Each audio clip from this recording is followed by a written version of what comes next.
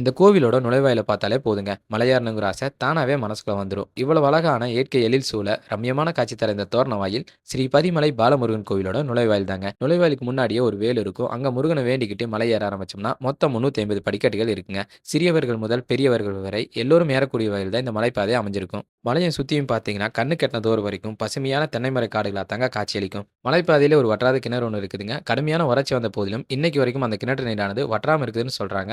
மலை உச்சியில கற்களாலான கோவிலுக்குள்ள முருகப்பெருமான் எளிமையான முறையில் தாங்க காட்சி தராரு. இந்த கோவிலுக்கு அருகாமையில மகனுக்கு துணையாக சக்தி தேவியும் தனிச்சன்னதிலிருந்து அருள் பாலிக்கிறாங்க. மலை ஏறி வந்து முருகன் முகத்தை பார்த்த உடனே, ஆகா! அந்த பாடல் தாங்க ஞாபகம் வந்துச்சு.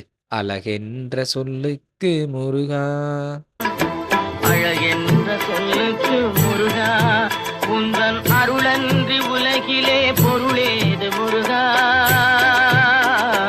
அழகென்ற சொல்லுக்கு முருகா,